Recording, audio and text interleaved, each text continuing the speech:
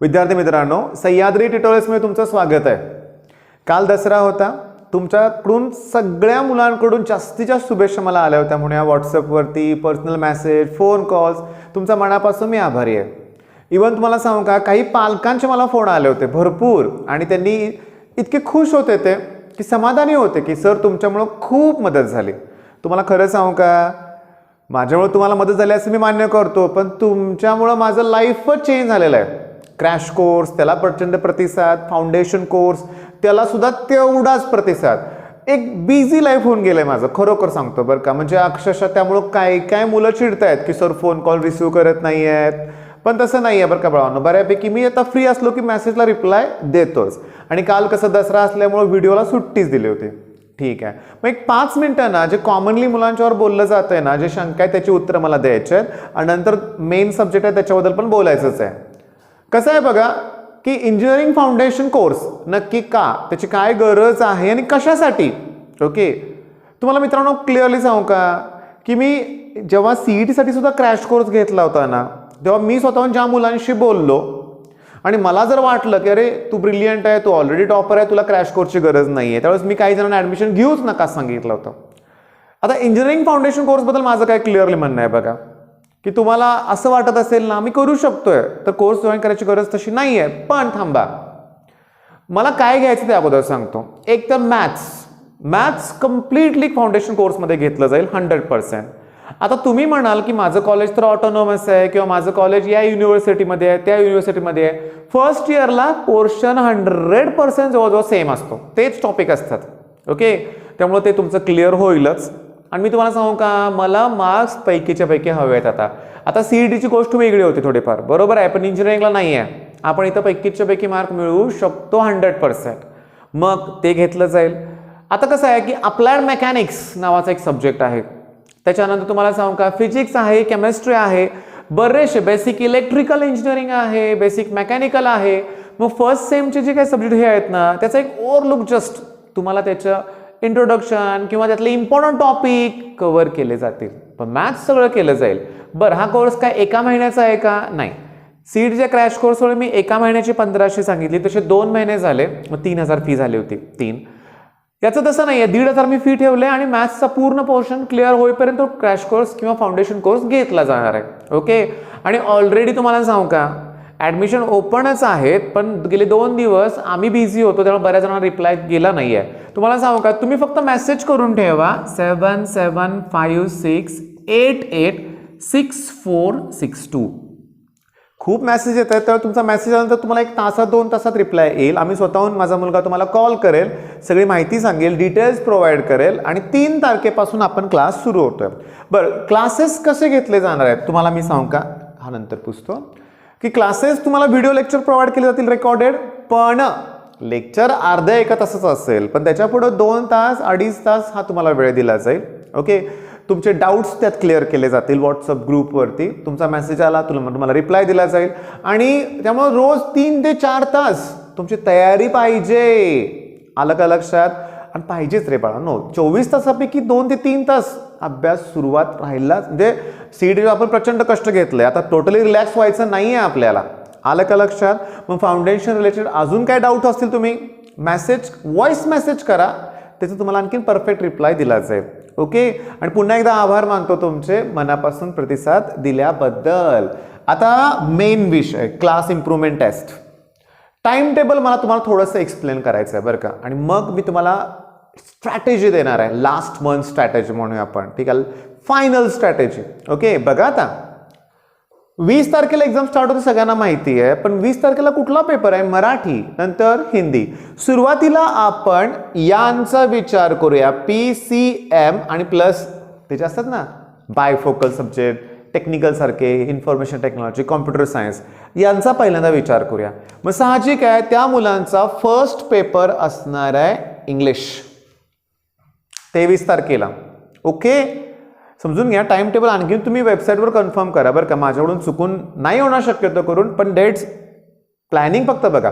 23 तारखेला इंग्लिश झाल्यानंतर लगेच 24 तारखेला फिजिक्स आहे. तुम्हाला माहित आहे फिजिक्स टफ जातं मुलांना.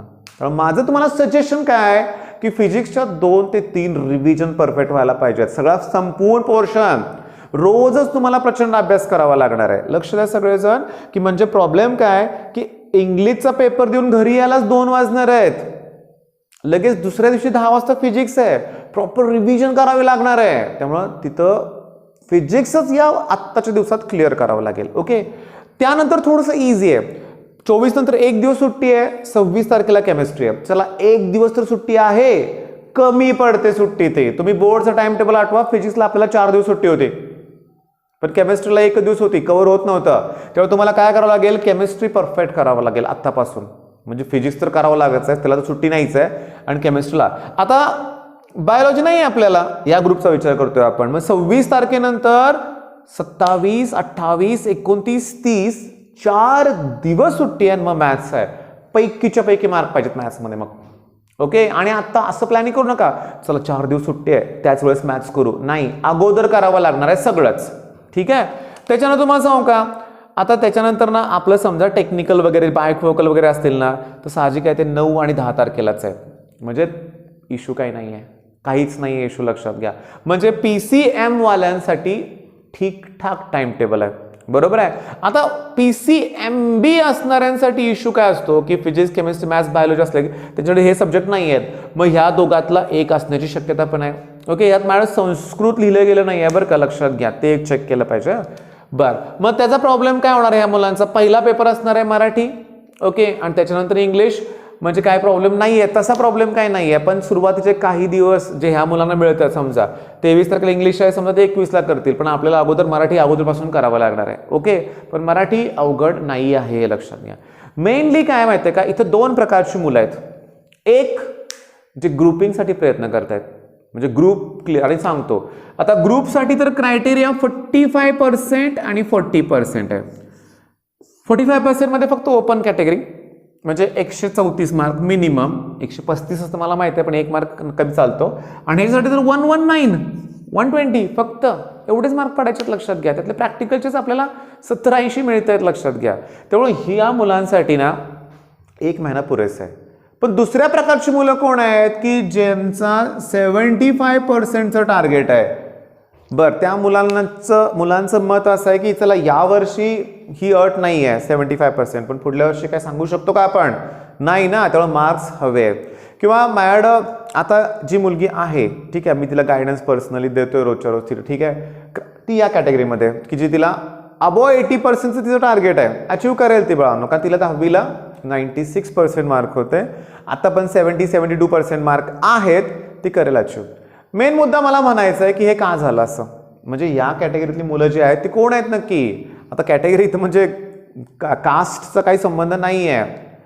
होतं काय बघा, आता जे काही 2021च्या बॅचमधली मुलं आहेत ना, त्यांनी नीट लक्ष दिलं पाहिजे की अकॅडमीजमध्ये काय केलं जातं. ज्या अकॅडमीज आहेत त्यांचा सगळा फोकस कशावर असतो, JEE मेन्स आणि ॲडव्हान्स. अरे असलंच पाहिजे.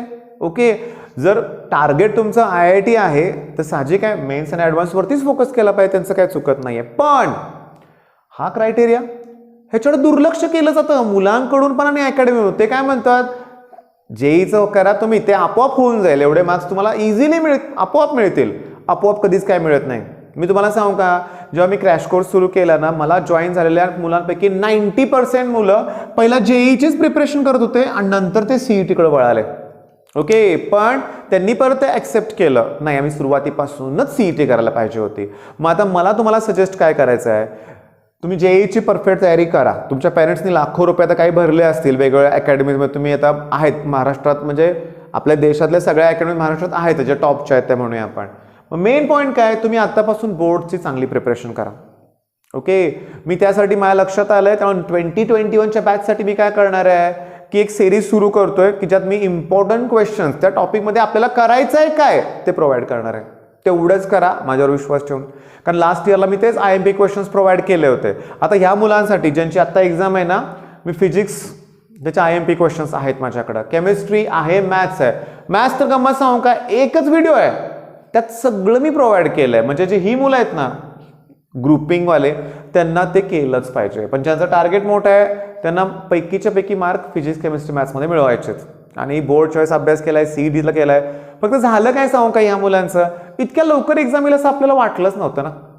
किती क्विक झालं ना, म्हणजे कधी होईल हे सांगितलं डायरेक्ट एक्झामचं टाइम टेबलच आला आपल्याला, त्यामुळे ते आपल्यासाठी थोडंसं धक्कादायक होतं. तरी पण आता मला सांगायचं काय बघा, सह्याद्री ट्युटोरियल्स हे आपलं यूट्यूब चॅनल आहे, त्याचप्रमाणे सह्याद्री क्लासेस मी साताऱ्यामध्ये गेली 15 वर्ष आहेत आपले. रिस्पॉन्स खूप चांगला मिळतो आणि साताऱ्यातल्या मुलांना माहिती आहे की क्लासचा साधा बोर्ड सुद्धा कुठं नाही आहे, म्हणजे ॲड मी कुठंही केलेली नाही आहे, म्हणजे गरजच नाही आहे. आपल्याला खूप चांगले विद्यार्थी संख्या असते नेहमी. पण या मुलांसाठी, क्लास इम्प्रूव्हमेंटच्या मुलांसाठी जर तुम्ही पॉसिबल असेल तुम्हाला, तर माझी वैयक्तिक भेट घ्या. म्हणजे अगदी तुम्ही सातारापासून जवळपासच्या ठिकाणी राहत असाल ना, तर फोनवरून होणारच नाही आहे. क्लास इम्प्रूव्हमेंटसाठी तुम्ही वेळ काढून या. अर्धा 1 तास मी तुमच्यासाठी वेळ प्रोव्हाइड करेन. एका महिन्याचं टाइम टेबल तयार करून दिलं जाईल. आणि साताऱ्यातलेच असाल तर भेटायला नक्की या, ठीक आहे. कारण माझं कसं म्हणणं आहे बघा, आता एक स्टुडंट माझा पुण्यातून 10 दिवसापूर्वी, सीडीच्या अगोदर एक 10 दिवस म्हणूया आपण, पुण्यात मला भेटला. मी बघितलं की नुसतं फोनवरून सांगून होणार नाहीये. मग त्याला म्हणलं येतो का माझ्याबरोबर, तो आला आणि अक्षरशः आठवडाभर आमच्या घरातच राहिला होता. परफेक्ट स्टडी झाला. आता मी तुम्हाला सगळ्यांनाच आमच्या घरात घेऊ शकत नाही. साताऱ्यातली मुलं असाल तर मी भेटून जावा, एक टाइम टेबल तयार करून देईन, फॉलो करूया आणि आपल्याला पाहिजे ते अचीव करूया. आणि तुम्हाला गंमत सांगू का, तुमचा ग्रुप क्लिअर झाला की तुमचं 1 वर्ष वाचणार आहे, लक्षात घ्या. आलं का ध्यानात तुमच्या. आणि हे बघा 2021च्या बॅचसाठी संध्याकाळी लेक्चर असणार आहे. आणि मी आता बोललो तसं इम्पॉर्टंट क्वेश्चनची सिरीज सुरू करतोय. पहिला टॉपिक सॉलिड स्टेट आहे, त्यातले कुठले क्वेश्चन्स इम्पॉर्टंट आहेत हे मी एक्सप्लेन करेन. त्यात मी शिकवणार काही नाही आहे, लक्षात घ्या. फक्त IMP क्वेश्चन्स देईन. कारण का की बऱ्याच मुलांना माहितीच नसतं की कुठल्या टॉपिकमधले कुठले क्वेश्चन्स रिपीट होतात. Solid state, crystalline solid, amorphous solid, हा डिफरन्स ऑलमोस्ट किती वेळा रिपीट झालाय, तोच येणार परीक्षेत. किंवा त्यातलं काय येतं हे मला माहिती आहे, कारण मी अनालिसिस केलं, ते तुम्हाला प्रोव्हाइड करेन. ठीक आहे, मग बेस्ट ऑफ लक. धन्यवाद.